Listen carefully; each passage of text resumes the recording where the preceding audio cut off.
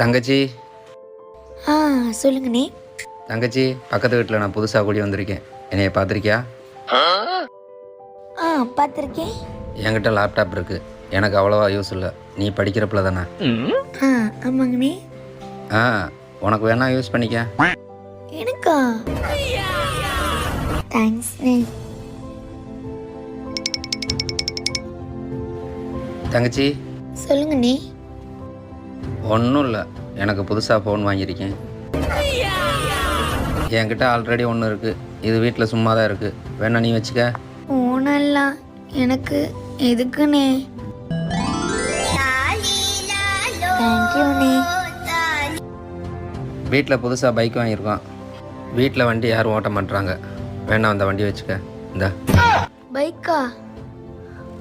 Bike ஓட்டக்கூட தெரியாதுண்ணே. அதனால் என்ன இருக்குது?